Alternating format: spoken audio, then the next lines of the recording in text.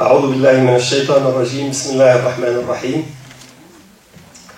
الحمد لله نحمده ونستعينه ونستغفره ونعوذ بالله من شرور أنفسنا ومن سيئات أعمالنا من يهده الله فهو المهتدي ومن يضلل فلن تجد له وليا مرشدا وأشهد أن لا إله إلا الله وحده لا شريك له وأشهد أن محمدا عبده ورسوله رب اشرح لي صدري ويسر لي أمري واحلل عقدة من لساني يفقه قولي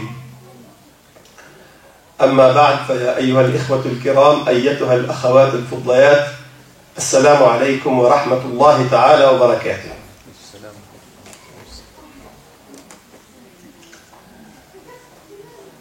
Merci à notre imam Othman de nous rappeler ces dates que le hasard, entre guillemets, des calendriers font que ça nous rappelle un peu l'histoire de Youssef alayhi salam.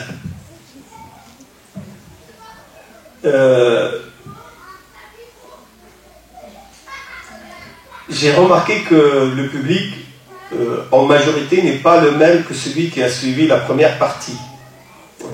Donc je ne comprends pas moi la logique de ces conférences ou je m'excuse donc par avance si jamais je traite quelque chose qui a déjà été traité et je vais considérer que c'est quelque chose qui a été acquis ou si je répète des choses qui ont déjà été dites, il faut les considérer comme un rappel. Si jamais vous trouvez une répétition, vous devez m'excuser d'avance. Je ne me souviens pas exactement où on s'est arrêté la dernière fois, même si j'avais demandé au frère de m'envoyer le lien pour savoir où je me suis arrêté, mais je pense que j'ai dû m'arrêter au moment où Youssef alayhi salam a démontré devant son maître que c'est sa maîtresse, c'est la femme qui l'a séduite et que lui, il a résisté. Et le témoignage d'un proche a démontré l'innocence de Youssef alayhi salam et la culpabilité de la dame. Seulement dans ce milieu aristocratique, dans ce milieu bourgeois des dirigeants de l'Égypte de l'époque, comme il y a beaucoup de domestiques, il y a beaucoup d'auxiliaires de vie, l'information a tout de suite été diffusée dans toute la haute société, comme quoi la première dame, entre guillemets, puisque c'était la femme du Premier ministre, la femme du chef du gouvernement, ce qu'on appelle l'Aziz. L'Aziz en Égypte, c'est le ministre des Finances qui, en même temps, puisque les finances, c'est la chose la plus importante, qui, en même temps, il préside les autres ministres. C'est l'équivalent de Premier ministre chez nous, le chef du gouvernement. Puisque cette femme-là, elle a essayé de coucher avec son domestique, avec un serviteur, avec un serveur, avec un esclave. Et à l'époque, c'est quelque chose qui ne se fait pas, parce qu'ils ne sont pas de la même caste, ils ne sont pas de la même classe, ils ne sont pas de la même noblesse.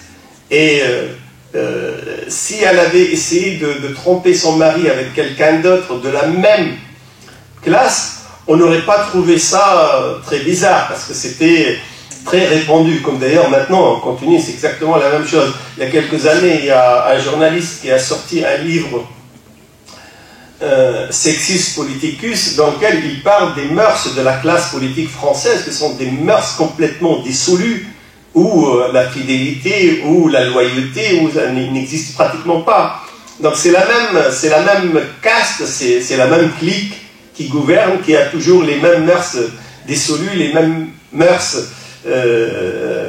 qui ne respectent pas le minimum de loyauté qui est dû normalement aux citoyens par ses dirigeants. Donc les femmes en parlaient et la nouvelle a été diffusée comme quoi la femme du Premier ministre a essayé de séduire un serviteur, un domestique, un esclave. Ça ne se fait pas. Inna lanaraha fi dalalin mubin.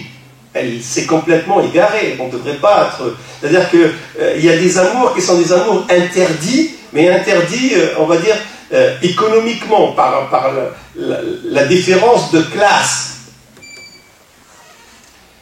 Et elle n'a pas supporté, justement, ce ne sont pas des diffamations, ce ne sont pas des calomnies, parce que c'était une vérité, mais que des femmes parlent d'elle comme si elles n'avaient pas suffisamment de raisonnement.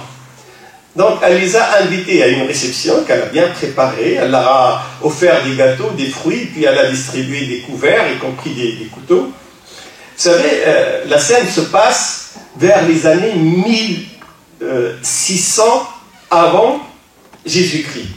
C'est-à-dire, il y a à peu près 3600 ans. 36 siècles. Et on a l'impression qu'on est en train de décrire une scène qui s'est passée hier ou avant-hier. La même société, la même réception, même les mêmes couverts. On va dire, il y a 3600 ans, il n'y avait pas de couteau. Non, si, on distribue et on met des coussins, des canapés, des corbeilles de fruits. Et puis les gens sont là, on a l'impression qu'on est dans une réception parisienne. Et elle a demandé à Youssef de bien s'habiller, de se préparer, puis elle l'a fait appeler. Quand elle est rentrée, toute l'assemblée de ces femmes, et ce sont qui ces femmes? Ce sont les femmes des ministres, ce sont les femmes des secrétaires d'État, les femmes des préfets, les femmes des ambassadeurs, c'est-à-dire c'est la haute société. Quand ils l'ont vue, ils étaient tellement admiratives devant sa beauté, je vous ai parlé de la beauté de Youssef la dernière fois, qu'elles se sont oubliées, elles ont commencé à se couper les mains, les doigts. Et elles ont dit, ça ne peut pas être un être humain, ça peut être qu'un ange. Hasha lillah, ma hada bashar, in hada illa malakun karim, ça ne peut être qu'un ange noble. On ne peut pas voir chez les humains une beauté, un charme pareil. Et je vous ai dit que le prophète, sallallahu alayhi wa sallam, il a dit, quand il est parti dans son voyage nocturne, l'Isra wal Mi'raj, il est passé par Youssef, faqad utiya shatr al-husn. Youssef, il a eu la moitié de la beauté de l'humanité. On va dire que l'homme le plus beau, le plus parfait, c'est Adam, alayhi salam, puisque c'est Dieu qui l'a créé de ses propres mains. Il lui a donné la beauté absolue. Je vous ai parlé de la beauté, je vous ai dit que la beauté, ce n'est pas l'homme qui est efféminé, ce n'est pas l'homme qui ressemble à une femme. La beauté, c'est l'harmonie des proportions. C'est-à-dire que tout est bien proportionné, ce qui fait que ça te donne une esthétique, une beauté qui attire le regard. Et Adam était, alayhi salam, était l'homme parfait. Et Youssef, Dieu lui a donné la moitié de la beauté de Adam, alayhi salam. Et c'est pour ça, Yawm al-Qiyam, on aura tous l'aspect extérieur de Youssef, alayhi salam. Et on aura la taille de Adam, alayhi salam. Donc ces femmes étaient tellement subjuguées par sa beauté qu'elles se sont coupées les doigts. Et là, la femme du Premier ministre, Zulaykha, Mra'at al-Aziz, elle leur a dit, vous voyez, vous m'avez reproché de le séduire, alors regardez, vous vous êtes oublié, vous vous êtes même coupé les doigts. Tellement. Là, il va dire, là, on te comprend, et on t'excuse, et tu as parfaitement raison de le séduire et d'essayer de le séduire.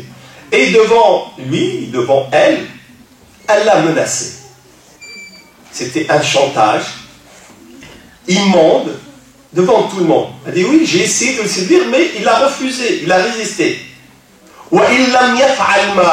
Si jamais il n'accepte pas de coucher avec moi, il va être puni. On va l'emprisonner. Ou on va le châtier. On va lui infliger adabun alim, un châtiment douloureux. Youssef, il entend, il écoute. Une femme qui a tout. Le prophète, sallallahu alayhi wa sallam, il demande aux jeunes musulmans, quand il veut se marier, il lui dit, une femme, on peut l'épouser pour des qualités. Et le prophète, sallallahu alayhi wa sallam, il a cité 4 des qualités les plus importantes. Tunkahul mar'a li jamaliha. On aime une femme, on choisit une femme pour sa beauté. Ce qui est tout à fait normal. Souvent, on est séduit par une femme parce qu'elle est belle. Ou pour sa descendance, sa noblesse. C'est une princesse. C'est vrai qu'elle n'est pas très très belle, mais le fait qu'elle soit princesse, qu'elle soit la fille du roi ou la fille du président, etc., ça gomme un peu la leader et ça lui donne un charme. Donc on peut épouser une princesse même si elle n'est pas belle, parce que c'est une noble. Alors on peut l'épouser parce qu'elle est riche. Et combien d'hommes, entre parenthèses, se sacrifient pour épouser une femme? Et j'ai fait le voyage une fois avec un ami, on allait en Turquie, et puis il m'a dit qu'il s'est sacrifié. Il a épousé une princesse saoudienne, mais le fait qu'il soit dans le confort absolu, ça lui fait oublier un peu qu'elle est vraiment laide. Il m'a dit, c'est pas qu'elle n'est pas belle, elle est vraiment laide, elle est vraiment moche. Et l'argent peut gommer, la laideur peut changer, etc. Ou alors on choisit une femme pour sa beauté, mais sa beauté intérieure. On l'a choisie parce qu'elle a des vertus, elle a des valeurs, elle a une religion, elle a une éthique, elle a une morale, elle a le savoir-vivre. Bien sûr, celui qui trouve une femme qui a les quatre, la beauté, la richesse, la noblesse et la religion, mais ça, il n'y a pas beaucoup de... À part moi, je ne pense pas que dans la salle, il y a beaucoup qui ont trouvé la femme idéale. Et le prophète sallam, il dit, si tu devrais choisir parmi ces quatre qualités, choisis celle qui a la religion. Pourquoi? Parce que celle qui a la religion c'est quelque chose d'acquis. C'est ce que la femme elle-même a eu par son propre effort. Par contre, la beauté, ce n'est pas quelque chose d'acquis, c'est quelque chose d'inné. Une femme ne peut pas décider d'être belle. Elle peut toujours se maquiller, ce qu'on appelle zina. Zina, c'est le maquillage, c'est-à-dire c'est un camouflage extérieur. Mais il suffit que tu rentres dans la chambre, comme un autre ami, il y a une vingtaine d'années, il épouse une femme qu'il a trouvée très, très belle, seulement quand il rentre dans la chambre, elle enlève la perruque. Ah, donc ce ne sont pas ses cheveux. Elle fait comme ça, elle enlève ses lentilles de contact. Elle enlève le dentier. En réalité, c'est un kit qu'il a. Ça, c'est ce qu'on appelle le maquillage. C'est le camouflage. C'est pas. Mais la beauté naturelle, c'est quelque chose qui est inné. C'est un don de Dieu. Et on ne peut pas aimer une femme pour une chose qui n'est pas de son propre acquis à elle, mais qui lui a été donnée par l'autre. L'argent aussi, c'est quelque chose qui n'est pas acquis. C'est souvent un héritage, c'est souvent il est rare qu'une femme devienne riche par son propre travail à elle. La noblesse aussi, on ne peut pas choisir ses parents, on ne peut pas choisir ses grands-parents, c'est quelque chose qui est imposé. Et le prophète sallam il dit, vous ne devez pas choisir les qualités qui ne sont pas le fruit de la personne elle-même, parce que comme elle ne possède pas l'acquisition de ses acquis, elle ne possède pas la perte de ses acquis. Elle peut les perdre facilement. Elle peut avoir un accident et hop, elle devient laide. Une cicatrice ou une brûlure dans le visage. Elle peut commercer ou avoir un problème avec la justice, ou le fisc, et puis elle est en faillite. Et on peut découvrir après 20 ans, 30 ans, 40 ans que son père, en réalité, ce n'est pas son vrai père. Et l'ADN, elle a montré qu'elle est la fille, en réalité, du jardinier. Et toute la noblesse tombe par terre. Par contre, la chose qui est acquise, qui est la religion, là, elle peut la garder parce que c'est de sa propre volonté à elle. Seulement, Zulaykha, elle, la femme du Premier ministre, elle avait la beauté, elle était très belle, elle avait la richesse, elle était la femme du Premier ministre, elle avait le pouvoir, puisque elle régnait sur l'Égypte. Et elle avait la religion de l'époque, c'est-à-dire l'autorité. Elle peut faire ce qu'elle veut. Je l'ai séduite et si jamais il n'accepte pas, ben il va être puni. parce que je détiens le pouvoir. Alors, la dernière fois, je vous ai demandé, imaginez-vous à la place de Youssef, devant une femme très jeune, très belle, très riche, très noble, très puissante, et c'est elle qui te court après, ce n'est même pas toi. D'ailleurs, nous, notre ego et notre vanité de mal en est vraiment aux anges lorsque c'est une fille qui commence à nous draguer, à nous envoyer un SMS, à nous regarder, à nous faire... et on va commencer à analyser qu'est-ce qu'elle veut dire. Et je me sens vraiment quelqu'un de vraiment très bien parce que je ne cours pas après la fille, c'est la fille qui me court après. Et là, ce n'est pas une fille, c'est la meilleure des filles, et devant une assemblée où il y a toutes les femmes et tout le monde essaie de séduire Youssef alayhi salam. Et lui, il a quoi? Qu'est-ce qu'il a? Il n'a rien. Il n'est pas dans son pays. Il n'est pas entre ses parents. Il est dans un autre pays. Il est tout seul. Il a été vendu. Il n'a pas de travail. Il est juste un serviteur, un domestique. Il est un esclave. Il n'a pas un domicile. Il habite chez son maître. Il n'a pas d'argent. Il est nourri et vécu par son maître. Donc il n'a absolument rien. Alors imagine quelqu'un qui n'a rien devant une femme qui a tout, et c'est elle qui lui demande de faire ce que tout homme espère de faire, rêve de faire. Et quelle est l'attitude de Youssef alayhi salam?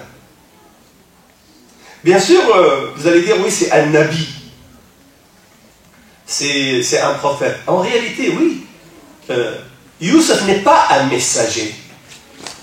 Youssef, c'est un prophète, c'est un nabi. Et la différence entre le messager et le prophète, entre un rasoul et un nabi, c'est que Allah subhanahu wa ta'ala, il envoie un nabi pour qu'il serve de modèle, de témoin. Il ne lui donne pas de pouvoir particulier. Il ne le protège même pas. Et c'est pour ça qu'on peut assassiner un nabi. On peut emprisonner un nabi. On peut blesser un nabi. Par contre, un rasoul, un messager, non. On ne connaît aucun messager qui a été tué. C'est tout à fait normal. Wallahu ya'simuka minan nas, parce que si jamais Allah subhanahu wa ta'ala, il envoie un messager avec un message à transmettre, et puis on va comploter contre lui, on va l'assassiner, aucune personne ne va accepter après de transmettre le message de Dieu. C'est une mission extrêmement grave, dangereuse, je ne le fais pas. C'est pour ça, Allah subhanahu wa ta'ala, quand il envoie un messager, il le protège. Parce qu'il protège le message lui-même. Et le prophète Mohammed sallallahu alayhi wa sallam, il avait des gardes-cœurs qui voulaient le protéger contre les complots de Quraysh et après même à Médine des Juifs, jusqu'à ce que Allah subhanahu wa ta'ala lui révèle Wallahu ya'simuka minan nas. Dieu te protège des gens. Et là, il est sorti, il a ouvert la fenêtre, il a dit à ses gardes-corps, allez-y, partez, j'ai plus besoin de patrouille mobile, j'ai plus besoin de garde-corps, Allah subhanahu wa ta'ala me protège. Et d'ailleurs, une des femmes chercheurs, une orientaliste anglaise, elle a embrassé l'islam, elle s'est convertie à l'islam à cause ou grâce à cet événement-là. En étudiant la vie du prophète Mohammed sallallahu alayhi wa sallam, et quand elle est arrivée à cet événement, la révélation de ce verset qui a eu pour conséquence que le prophète sallallahu alayhi wa sallam renvoie ses gardes-cœurs, elle a dit Mohammed ne peut être que messager. Parce qu'il peut mentir aux gens, il peut arnaquer les gens, il peut même arnaquer Dieu, mais il ne peut pas exposer sa propre vie au danger. S'il l'a fait, c'est qu'il a vraiment l'assurance d'être protégé. Et on ne peut avoir cette assurance que si on est réellement messager. Et c'est ça qui a fait qu'elle se convertisse à l'islam. Mais Youssef, lui, il n'est pas messager, il est un nabi. Et un nabi, c'est un homme qui est à peu près la moyenne. Il est on va dire, un échantillon significatif des hommes. Il n'est pas très grand, Il n'est pas très petit, il n'est pas très gros, il n'est pas très maigre, il n'est pas très riche, il n'est pas très pauvre. Pourquoi? Parce que Dieu l'envoie pour qu'il puisse, lui, appliquer les préceptes qu'Allah subhanahu wa ta'ala a imposés à tout le monde. Si lui, il ne peut pas, c'est un test. Si un homme moyen ne peut pas jeûner le mois de Ramadan, dès qu'il commence à jeûner, il va tomber dans les pommes et il va s'évanouir. Donc, on va dire, le test était négatif. On ne peut pas. Donc, on ne peut pas imposer le Ramadan à tout le monde. Mais s'il y a un homme moyen qui peut jeûner le Ramadan, donc tous les hommes peuvent jeûner le Ramadan. Et s'il y a une exception, quelqu'un qui est malade, quelqu'un qui est en voyage, on va lui donner des recommandations d'exception. Si personne ne peut faire la prière, si personne ne peut faire les ablutions, si personne... Donc on va prendre un échantillon significatif, un modèle, une photocopie très fidèle de la moyenne des gens, et on va lui imposer les mêmes préceptes. Si jamais cette personne peut les appliquer, elle peut servir de témoin, de modèle aux autres. Si tu es capable de le faire, je devrais être capable de le faire. Et un nabi, il sert à ça. Un nabi, il sert d'exemple. Il sert de shahid, shahid, un témoin. Et Youssef, il est un homme normal. À part sa beauté physique, d'ailleurs, il n'use pas de sa beauté. Il n'utilise pas sa beauté pour draguer, au contraire, on le drague, il dit non. Donc, toute attitude qu'il a eue, ce n'est pas une attitude imposée par la protection de Dieu. Allah subhanahu wa ta'ala va l'expliquer après. Mais c'est une attitude qui est le propre fruit de la propre volonté de Youssef. C'est lui-même, par son propre caractère, sa propre piété, sa propre morale, il a dit non. Parce que nous, on ne peut pas le faire. Ou très difficilement. Mais ce que nous, on devrait pouvoir le faire, puisque Youssef l'a fait. C'est-à-dire qu'on devrait trouver chez nous suffisamment de force pour résister à la tentation. Et la tentation, ici, c'est la pire des tentations. C'est la tentation sexuelle, c'est la tentation de séduction féminine. Mais il y a la tentation du pouvoir, il y a la tentation de la célébrité, il y a la tentation de la richesse. Il y a des gens qui ne trouvent leur bonheur qu'en face d'une caméra. Moi, j'avais des amis avec moi quand j'étais chargé des affaires de l'islam de France. Quand il y a des journalistes qui viennent nous interviewer, il se met en troumaille la caméra parce qu'il a besoin de voir sa photo dans le journal. Il a besoin de voir sa photo à la télévision. Il a besoin que sa photo soit affichée partout. Nous avons des présidents, des rois mégalomanes on trouve leurs photos dans toutes les administrations. Et pas dans toutes les administrations, dans tous les carrefours. Et pas dans tous les carrefours, sur tous les billets de banque, sur tous les timbres postaux, sa photo. Et il n'y a pas un journal, il n'y a pas un quotidien qui sort tous les jours au même hebdomadaire sans qu'il y ait la photo du président, ou du roi, ou du sultan. Non. Ils ne peuvent pas vivre sans ça. Il a besoin de se trouver, c'est une tentation. Il y a des gens qui ont besoin que on leur dise qu'ils sont aimés.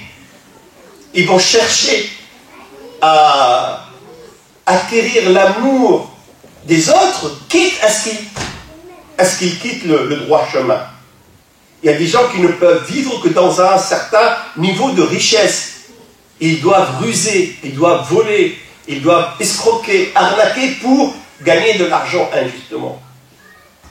Il y a des gens qui sont prêts à sacrifier tout pour avoir le siège du président, ou le siège de l'imam, ou le siège... Il ne peut vivre que lorsqu'il est responsable, même si personne ne l'aime. C'est lui qui doit faire l'imam, personne ne veut faire la prière derrière lui, mais il impose sa personne malgré la volonté des gens. Pourquoi? C'est une tentation, c'est la tentation de la célébrité.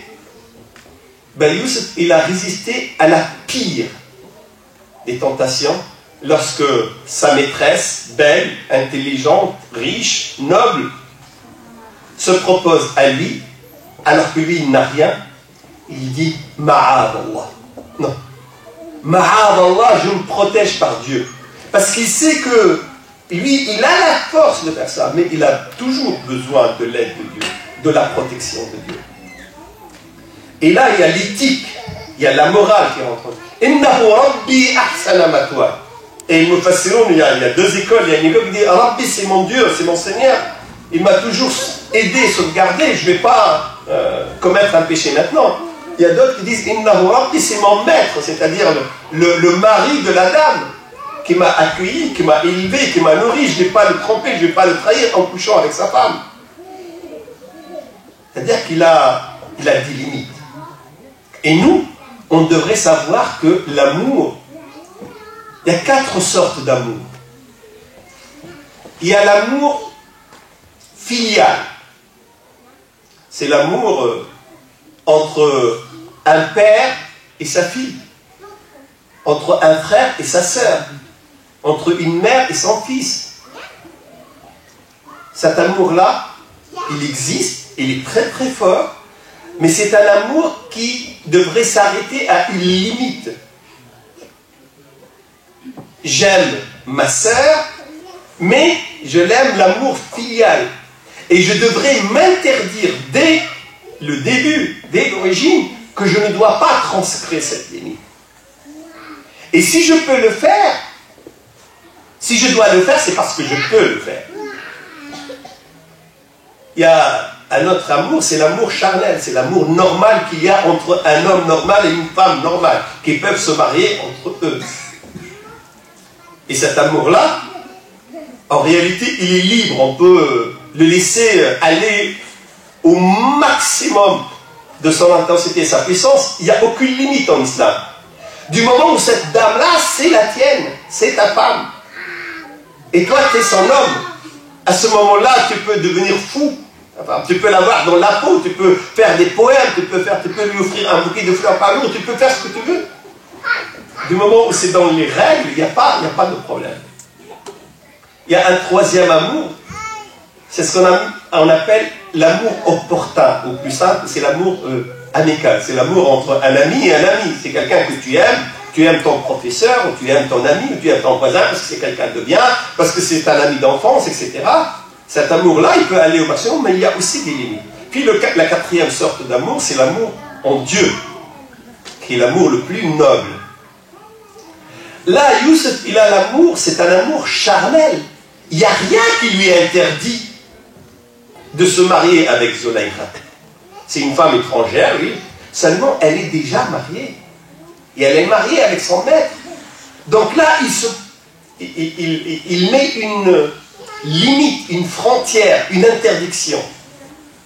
Et il décide que je ne dois pas transgresser ça. Je ne dois pas dépasser ça. Et toi, quand tu vois que la femme de ton voisin, elle est belle, tu dois dire, c'est vrai qu'elle est belle. Peut-être qu'elle me fait les yeux doux, mais elle m'est interdite. Et je dois m'interdire cet amour. Quand tu prends cette volonté-là, cette décision-là, après tu vas diriger ton amour, au lieu d'être un amour charnel, vers un amour opportun. Ou peut-être même vers un amour filial, tu vas la considérer comme une sœur. Et le prophète sallam, il a menacé d'un châtiment extrêmement douloureux, celui qui couche avec la femme de son voisin. Et si on regarde dans la société française, parce que Sourate Yusuf, je vous ai dit, elle a été révélée avant-hier, elle nous parle de notre société maintenant. En 2007 ou 2008, je ne me rappelle plus, l'INSEE, comme tous les ans, il sort des études, des statistiques. Je me rappelle un livre que j'ai vu en préparant une étude sur la sexualité des musulmans en Europe, parlait de la première cause d'infidélité conjugale. Pourquoi une femme trompe son mari? Pourquoi un mari trompe? La première cause, c'est quoi? Je vais dire ça, mais ce sont les paroles de l'INSEE. C'est désolant de raconter ça, mais c'est le travail de la femme à l'extérieur. Je suis désolé. D'ailleurs, moi-même, j'étais surpris. Pourquoi? Parce que la femme, quand elle travaille, quand elle côtoie les hommes, et quand il n'y a pas d'éthique, il n'y a pas de morale, il n'y a pas de frontières, comme celle imposée par la religion, ben ses collègues vont là, ah, c'est un nouveau tailleur aujourd'hui. Ah, t'as été chez le coiffeur. Ça sent bon là. Ah, t'es charmante. Ah, et tous les jours, elle va essayer de paraître encore plus belle devant ses collègues. Donc elle va faire un effort incroyable pour paraître belle, séduisante. Parce que la société veut ça.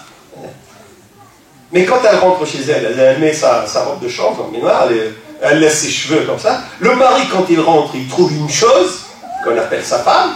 Par contre, les collègues, ils trouvent une poupée. Et le collègue va lui faire beaucoup de flatteries, va lui faire beaucoup de mots doux. Et le mari, il va se comporter normalement avec elle. Et avec le temps, elle va trouver que le collègue, il est plus séduisant. Il est plus compréhensif. Il est plus gentil. Et elle va finir par démontrer que finalement c'est une femme séduisante et elle tombe dans le piège. Et les collègues, ils font la même chose. Donc la raison, la cause numéro 1 de l'infidélité, d'ailleurs ça se passe toujours soit à l'université avec les frères, soit au travail. 80% des infidélités, ça se passe comme ça. Pourquoi? Parce que les hommes et les femmes ne mettent pas la limite que Dieu démontre ici dans Yusuf. C'est un amour interdit. C'est quelque chose que je ne dois pas faire. Et si je ne dois pas faire, c'est que je peux ne pas le faire. Dieu doit me donner. Ce n'est pas quelque chose d'impossible. Pourquoi? Parce que regardez ce qu'on a fait à Yusuf. Il n'a rien, elle a tout, et elle le menace d'un châtiment et de la prison. N'importe qui peut dire Ad-darurat tubih al-mahdurat. Là, c'était une. Il a couché avec elle, il ne voulait pas, mais elle lui a imposé. Ben, même cette menace n'a pas marché. Qu'est-ce qu'a dit Youssef? قال ربي السجن أحب إلي مما يدعونني إليه. Oh mon Dieu, je préfère être emprisonné, je préfère aller en prison, c'est mieux que de succomber à leur séduction. Moi je veux résister, mais j'ai besoin de ton aide, ya Allah. Et si tu ne peux pas, je suis un être humain, tu m'as créé avec mes faiblesses, avec mes lacunes, avec mes souffrances, avec mes insuffisances. Donc j'ai besoin que Dieu m'aide. Et Dieu, il va t'aider comment? Et là, tu peux changer de travail. C'est ta collègue, ta directrice, ton patron qui est en train de te harceler, de séduire. Tu ne peux pas résister, tu sais que change de travail. Change d'école, change de classe, change d'appartement. Parce que avoir le sacrifice d'un changement dans sa vie qui peut être bénéfique plus tard, c'est beaucoup mieux que de succomber à une interdiction qui peut avoir des conséquences néfastes dans cette vie, mais surtout dans le delà. Et la première leçon qu'on tire, c'est que au pire des moments, on doit résister et on demande l'aide de Dieu. Sayyid Qutb, rahimahullah, c'est un des grands penseurs du mouvement islamique. Le président Nasser lui a demandé d'écrire qu'il demande pardon au président, alors que lui, il n'a rien. Il dit que ce qu'il a fait, c'est quelque chose d'injuste, et c'est vrai. Il l'a condamné à mort. Il a dit, mais je peux suspendre la sentence, il suffit que tu écris pardon. Il suffit que tu te mettes à genoux pour dire pardon. Comme ça, le président va exploiter ça pour dire que les frères musulmans avaient tort et que lui, il avait raison. Et Saïd Qutb lui a dit, cet index-là, qui témoigne qu'il n'y a qu'un seul Dieu, la ilaha illallah, refuse de demander pardon à un tyran. Il a dit, mais tu vas être pendu. Il a dit, alors, c'est pas grave, parce que ma vie, ce n'est rien. Ma vie, c'est comme une bougie éteinte. Mais si je meurs pour mes principes, cette bougie va être éclairée, elle va éclairer à toutes les générations après moi. Et c'est exactement ce qui s'est passé. Personne ne parle de Nasser, on l'a oublié. Il est dans la poubelle de l'histoire. Et quand on parle de lui, on parle d'une manière extrêmement péjorative, négative. Mais Sayyid Qutb, rahimahullah, chaque fois qu'on le cite, on dit rahimahullah. Ses livres, ses écrits sont partout dans le monde. Il y a des centaines de milliers de personnes qui se sont converties à l'islam grâce à ses écrits. Il est toujours un des plus grands penseurs du monde. Parce qu'il ne vit pas pour lui, en réalité, ne vit pas pour sa vie, il vit pour sa mort. Il vit pour le delà. Donc il va profiter de sa vie, mais surtout il va profiter de sa mort.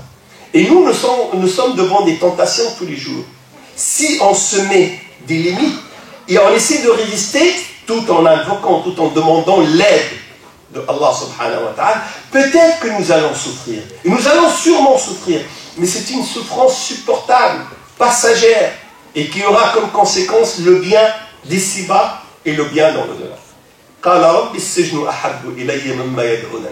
Je préfère aller en prison que de succomber. Mais tu dois m'aider. Bien sûr, les journaux, ils ont parlé, les radios, les télévisions, la femme du Premier ministre a essayé de séduire son mari. Et comme les femmes étaient témoins elles-mêmes, elles ont commencé à diffuser l'information, mais avec beaucoup de détails maintenant, puisqu'elles l'ont vu. Et on ne peut pas se permettre un scandale comme ça. Parce que si jamais on laisse Youssef en liberté, tout le monde va reconnaître que la femme est fautive. Et ça ne se fait pas. Si jamais on ne fait rien, après le 11 septembre, tout le monde va trouver que ce sont des services secrets qui ont comploté l'attentat et qui ont tout fait pour justifier une guerre contre l'islam. Donc il faut faire quelque chose. Et c'est quoi cette chose? Il faut déclarer la guerre à l'Irak, même si l'Irak n'a rien. Il faut déclarer la guerre à l'Afghanistan. Il faut ouvrir une prison à Guantanamo. Il faut tenir ça pour dire qu'il y a un coupable. Parce que si jamais on n'offre pas un coupable au peuple, le peuple va trouver que le coupable, en réalité, c'est le gouverneur lui-même.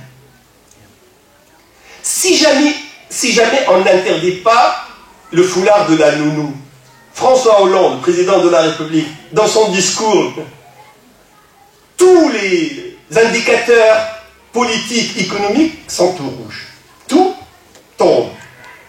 Le chômage est au plus haut, le pouvoir d'achat est au plus bas, la France, elle a quitté sa place pour 3-4 rangées derrière. Il y a une crise financière, il y a une crise morale, il y a une crise politique, il y a une crise de sécurité. Et quand on lui a demandé quelle est une des mesures les plus importantes, il veut interdire le foulard de la nounou. C'est d'une débilité dans la gestion des choses, c'est incroyable. Mais pourquoi en réalité? Il sait ce qu'il dit. Mais pour que l'opinion publique pense en réalité que les mots de la France ont pour origine l'islam. C'est le foulard de la musulmane. Ce sont les mosquées, ce sont les imams, ce sont les arabes, ce sont les immigrés. Et on peut donner une équation extrêmement simple. Il y a 3 millions de chômeurs, il y a 3 millions d'étrangers. Si on les met dehors, il y aura 3 millions de... Et tout le monde croit à ça. Et il faut donner un bouc émissaire, il faut donner une alternative. Et ce n'est pas les Américains qui ont inventé ça, ce ne sont pas les Israéliens, ce ne sont pas les Français. Ça a toujours été l'attitude de l'être humain. Et on va emprisonner Youssef.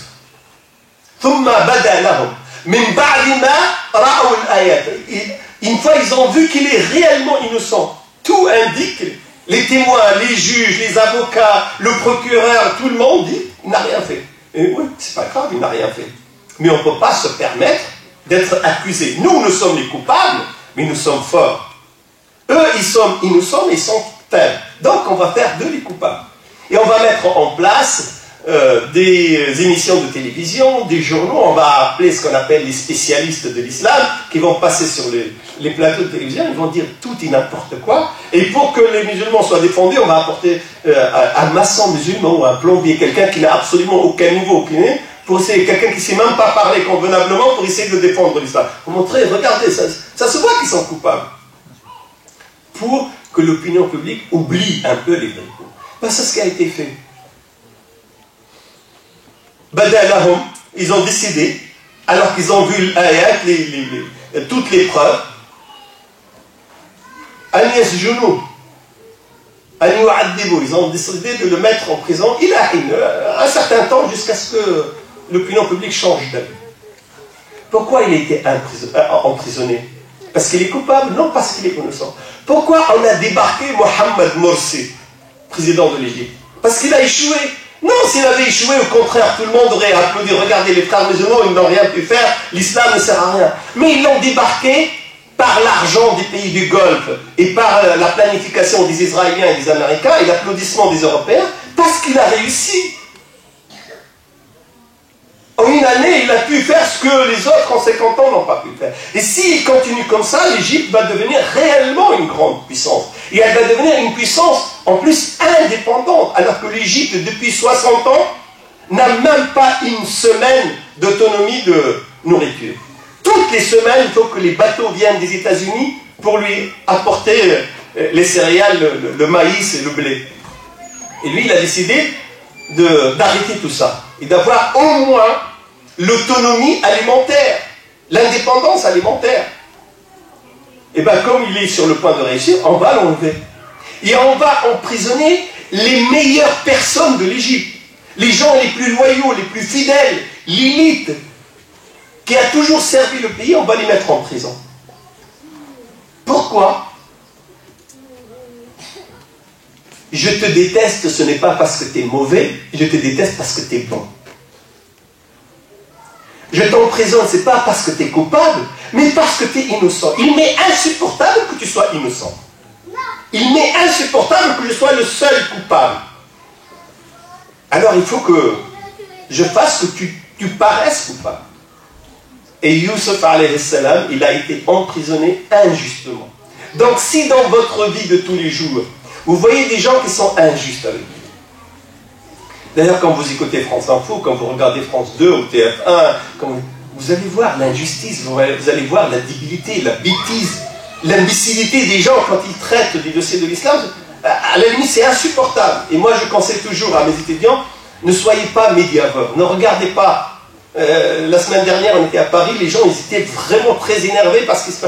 Je leur dis, ne regardez pas Al Jazeera, ne regardez pas la télévision, prenez juste l'information, mais ne regardez pas les commentaires, parce qu'ils sont en train de nous énerver exprès, pour qu'on quitte le raisonnement, qu'on quitte la raison, la sagesse.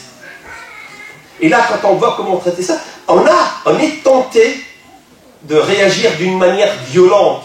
Pourquoi? Parce que c'est de l'injustice. Eh bien, tu devrais être soumis. Tu vas être soumis à l'injustice. Allah subhanahu wa ta'ala, il dit la tublaoun, c'est-à-dire que c'est une certitude, بالتأكيد في أموالكم وفي أنفسكم ولا تسمعن من الذين أوتوا الكتاب من قبلكم ومن الذين أشركوا أذى كثيرا. Et qu'est-ce qu'on doit faire? On doit frapper.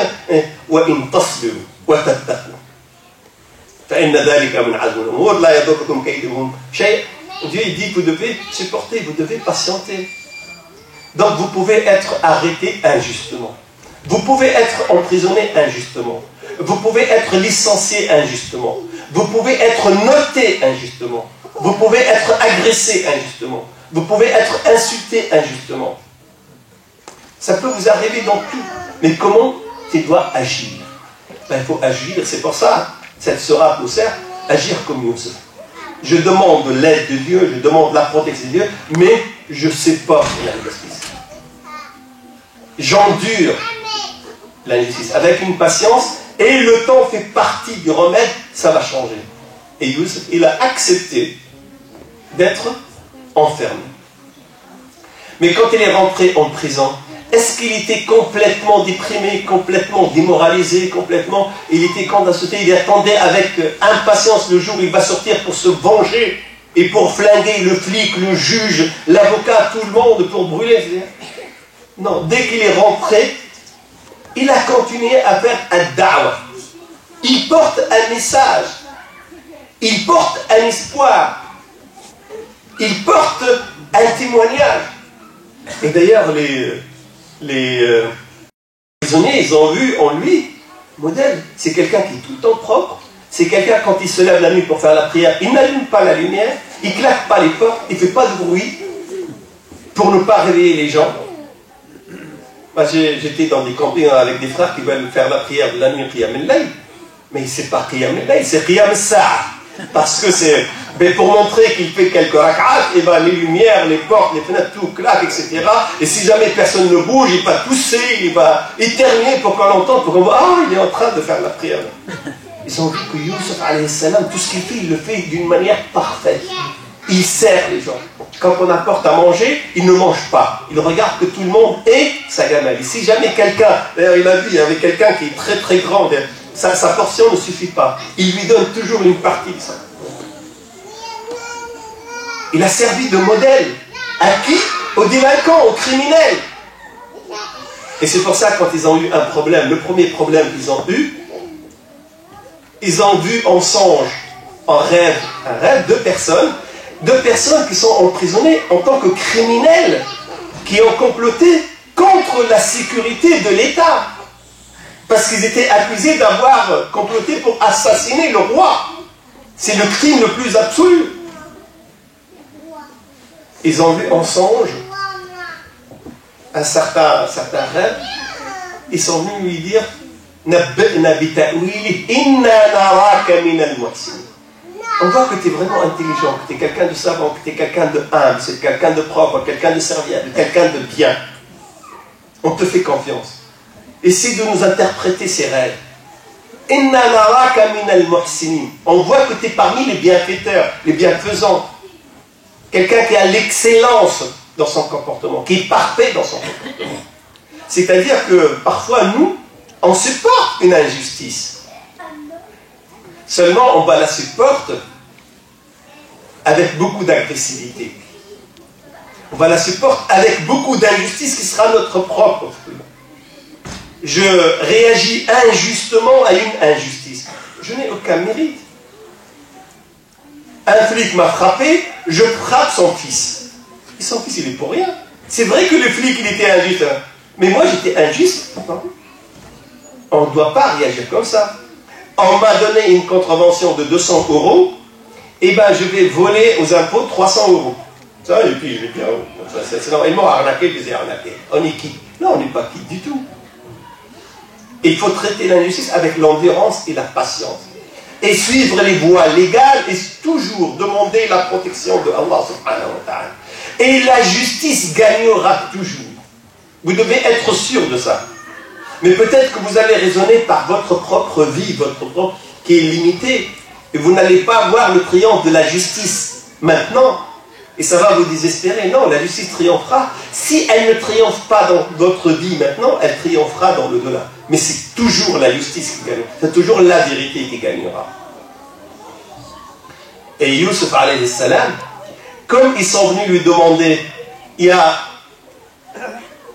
deux personnes, le chef cuisinier, ou celui qui est chargé de préparer le pain, il y a le sommelier, celui qui est chargé de servir au roi le vin, ont été accusés d'avoir tenté d'empoisonner le roi. Et en attendant l'enquête, l'instruction, ils étaient emprisonnés tous les deux.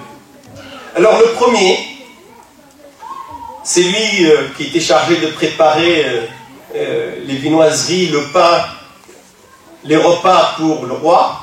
Il a vu qu'il était en train de transporter un panier de pain et que les oiseaux viennent picorer, viennent manger le pain sur sa tête.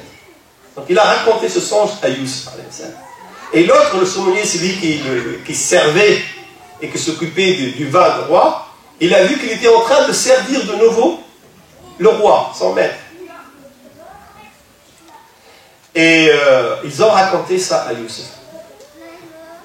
Regardez la psychologie. Ce sont deux emprisonnés qui courent la peine capitale. Ils sont en prison. Donc ils sont fragiles psychologiquement. Et en plus, ce sont des demandeurs. Ce sont eux qui viennent demander l'aide de Youssef. Qui demandaient qu'il l'interprète. Ils ont besoin d'espoir. Ils ont besoin que quelqu'un les écoute, ils entendent, que quelqu'un réponde à leurs demandes. Et Youssef, il a compris tout ça. Donc il a utilisé ce moment extrêmement opportun. Au lieu d'interpréter les rêves, d'abord les appeler à la religion. Il leur a dit, ne vous en faites pas, je vais vous interpréter les rêves, parce que le savoir que j'ai, la science que j'ai, ce n'est pas un acquis à moi, c'est Allah subhanahu wa ta'ala qui m'a donné ça. Donc il ne va pas dire parce que je suis le plus intelligent, le plus savant, mais parce que Dieu. Il a immédiatement, il rend hommage, il rend la louange, la grâce à Allah subhanahu wa ta'ala. Dès l'origine. D'abord pour qu'il reste humble, pour que les autres sachent que La science qu'il a pour guérir, la science qu'il a pour interpréter, la science qu'il a pour enseigner, vient de Allah subhanahu wa ta'ala. Et après, il leur dit, tout ce que vous pouvez me raconter, je vais vous donner l'interprétation. Et ça sera l'interprétation exacte. Je peux même vous informer d'autre chose. Je peux même vous dire ce qui va vous être servi demain ou après-demain comme repas exactement. Parce que Dieu m'a appris ça. Parce qu'en réalité, je viens d'une lignée de prophètes.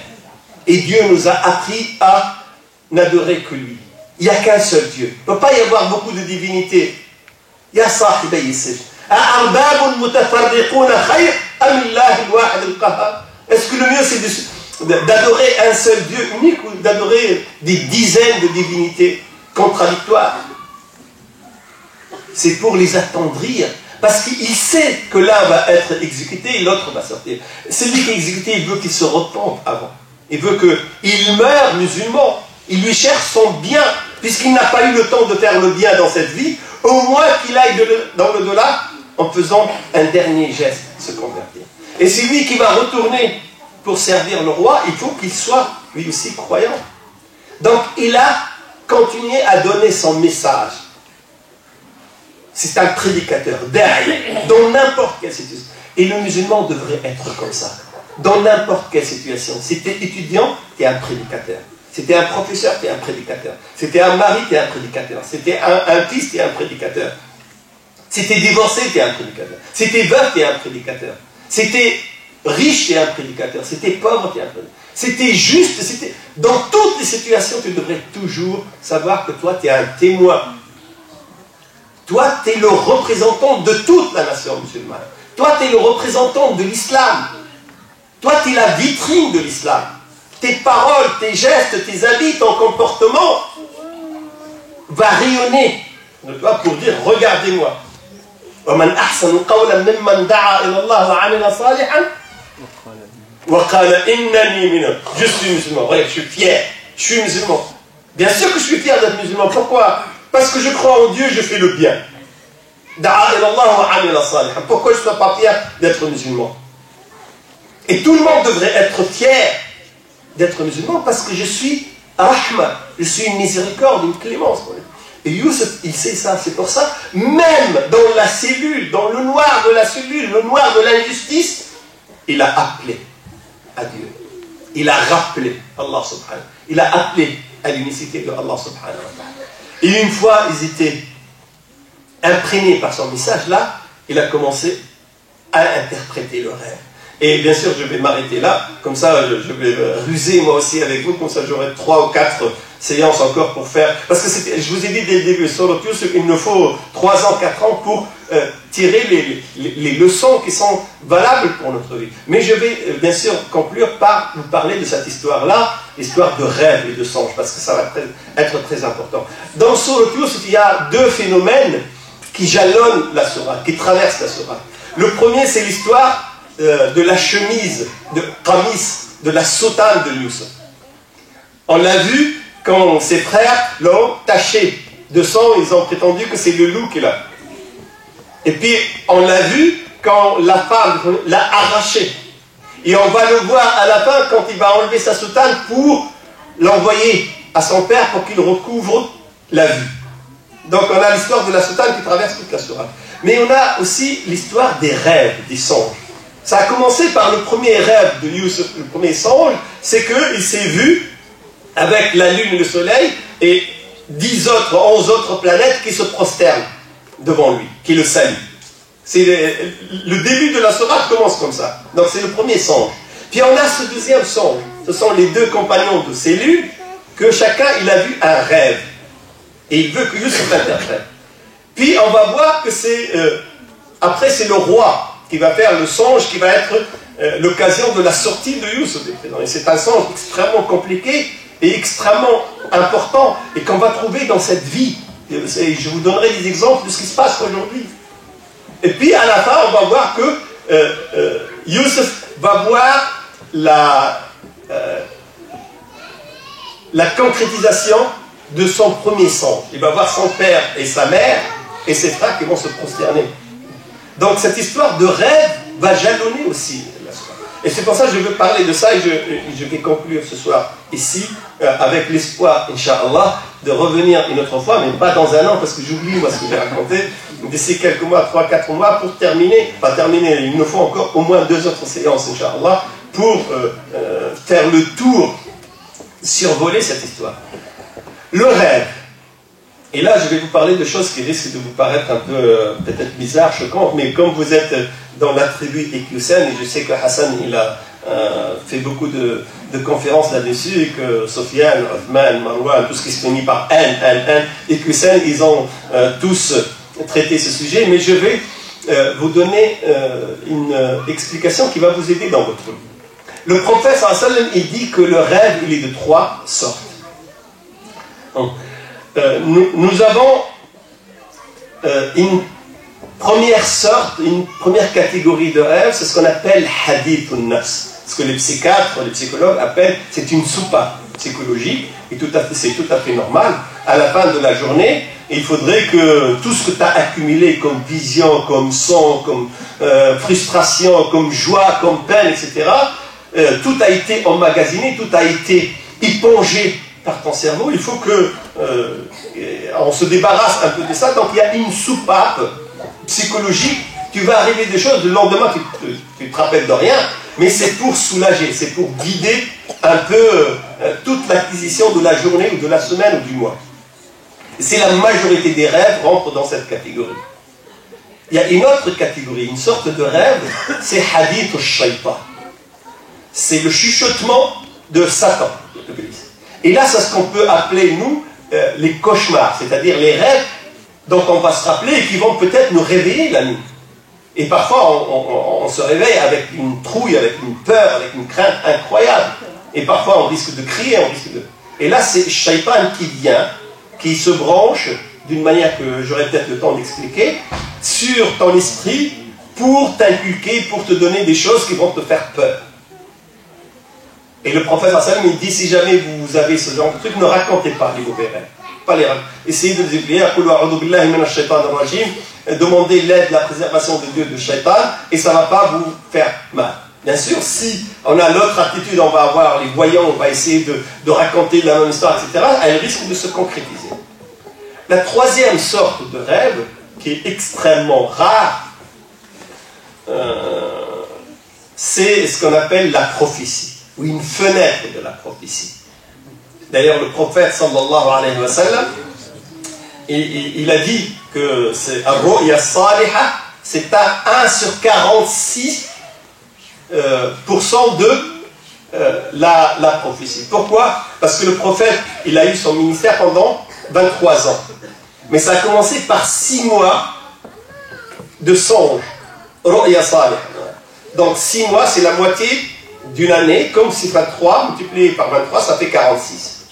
Et c'est pour ça qu'il dit que ar-ru'ya salihah, peut-être tu peux faire un rêve, un songe, et ça va se concrétiser. Ça va arriver exactement comme...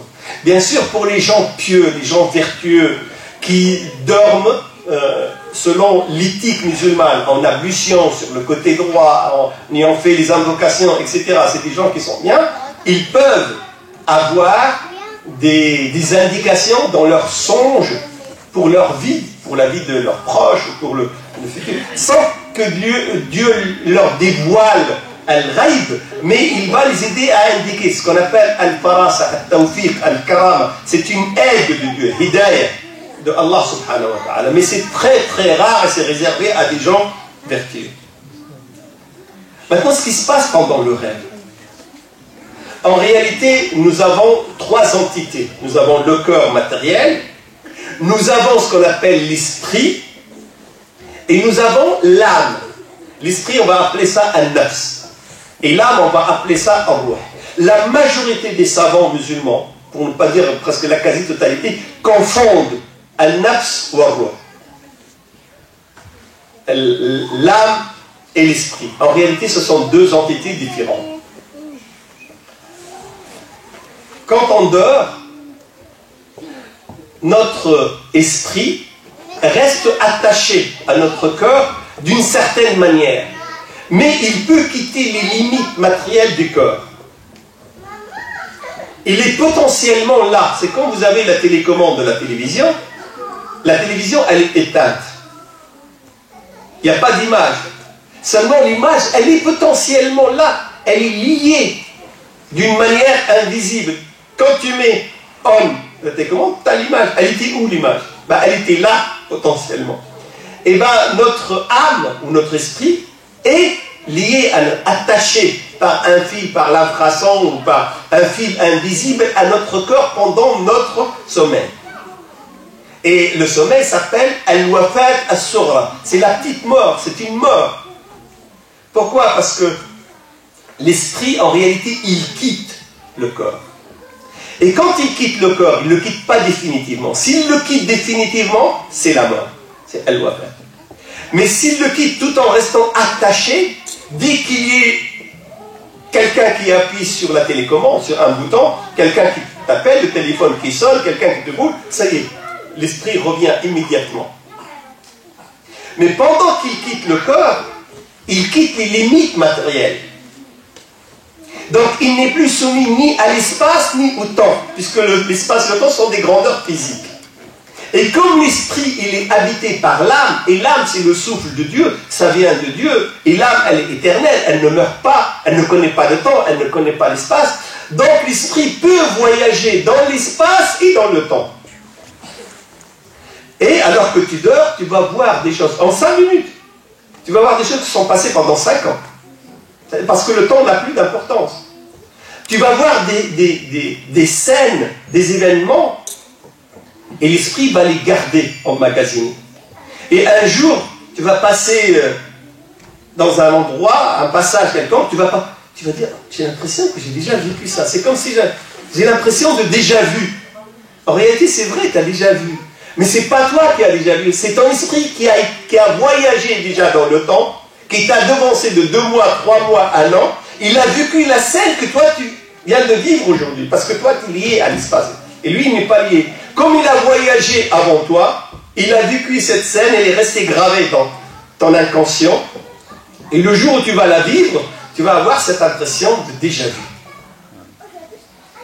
Et l'esprit, comme toi, tu n'es pas outillé pour tout comprendre, surtout le futur, il peut te donner des images, parce que s'il te donne la vraie vision, tu n'as pas les outils pour la supporter. Il y a des gens qui sont devant quelque chose de tellement immonde, de tellement monstrueux qu'ils ne supportent pas, ils meurent par peur, par trouille. C'est juste la peur qui est. Pourquoi? Parce que c'est quelque chose au-delà de leur capacité à supporter.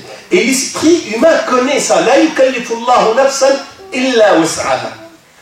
Donc tu vas voir des choses. Si Yusuf alayhi salam, il avait vu son père et sa mère et ses frères en train de se prosterner pour lui, alors qu'il était un gamin qui n'avait même pas encore 11 ans, il n'aurait pas compris, il n'aurait pas supporté ça. Donc on va lui faire la même scène, mais par image. Ça peut être la même scène par image réelle ou par image virtuelle. Et vous allez trouver, il y a beaucoup de livres qui se vendent, surtout ces dernières années, sur l'interprétation des rêves. Si tu te vois en robe blanche, c'est pas un mariage, c'est un deuil. Et il interprète tout de travers et tout de contraire. En réalité, c'est pas vrai du tout. Si tu te vois en robe blanche, c'est une robe blanche, c'est une joie. Il ne faut pas croire les charlatans, les voyants qui interprètent tout de travers. Et parce que nous avons dans le Coran toutes les histoires de rêves, de songes, et viennent exactement comme ce qui a été vu dans le rêve. Mais avec juste une symbolique. Là, l'un des deux, il a vu des oiseaux qui sont en train de picorer le pain qu'il transporte sur sa tête. Mais comme c'est lui c'était le boulanger du roi, il a été condamné à mort, il a été crucifié, et les oiseaux sont venus picorer sa cervelle, sa tête. Il a été laissé comme exemple, puisqu'il a complété. Finalement, on a découvert, comme je vais le raconter la prochaine fois, Inch'Allah, on a découvert que c'est lui qui a essayé d'empoisonner le roi. Donc, ce qu'il a vu en songe, c'est réellement réalisé. Mais avec la symbolique, le pain, c'est sa cervelle qui a été picorée. Et l'autre, il s'est vu en train de servir son roi, et exactement, il va être réintégré, réembauché pour servir le roi. Et Youssef, il a vu la lune et le soleil et 11 planètes, il va voir son père et sa mère et 11 frères. C'est-à-dire que c'est la même chose, mais avec juste la symbolique qui va nous aider à supporter ce que la réalité nous est insupportable quand on va dans le temps, ou quand on va dans l'espace. Donc si jamais vous faites des rêves, si vous faites le même rêve plusieurs fois, le même, à ce moment-là, c'est réellement l'esprit qui s'est échappé qui est en train de te donner une indication. Mais alors là, à ce moment, tu dois te poser la question, est-ce que tu étais en condition de vertueux? Est-ce que tu avais tes ablutions? Est-ce que tu n'as pas bu? Parce que si tu étais ivre, là, ça n'a aucune valeur parce que ton corps n'est pas apte à supporter le voyage de l'esprit. Il va te raconter n'importe quoi. Est-ce que tu es drogué? Si tu as pris un calmant ou un somnifère, etc., tu vas entendre et voir n'importe quoi. Mais si tu es sain de corps et d'esprit, et tu as vu le même rêve plusieurs fois, si c'était un rêve, on va dire, positif, essaie de, quand tu veux l'interpréter, de voir quelle est la symbolique, mais dans le même sens. Si tu t'es vu en train de gagner de l'argent, ça ne veut pas dire que tu vas faire faillite, ça veut dire que tu vas gagner de l'argent. Ce n'est pas l'interprétation. Mais pour ça, il faudrait que ce rêve-là se répète 2-3 fois. Le roi, il a vu son songe. Il y a des versions qui disent 7 fois, et des versions qui disent au moins 3 fois. Et c'est le même rêve. Et là, c'est un appel de l'au-delà. C'est l'esprit qui a vu quelque chose et qui vient t'informer. J'ai voyagé pendant 1 an et j'ai vu que l'année prochaine, il va y avoir un problème. Je viens. Et ça, c'est un don de Dieu quand c'est le même rêve qui vient t'avertir. Mais c'est un rêve, tu t'es vu en train de nager dans le Nutella, dans le chocolat, comme ma fille, elle rêve toujours d'être dans le chocolat. Et ce sont les frustrations, ce sont les manquements, c'est la soupape. Il ne faut pas faire. C'est au contraire, dire alhamdoulilah, le matin quand on se lève, alhamdoulilah qu'on a rêvé, parce que le rêve, ça nous soulage énormément. Si tu as fait un cauchemar, à ce moment-là, tu dois te poser 2 questions.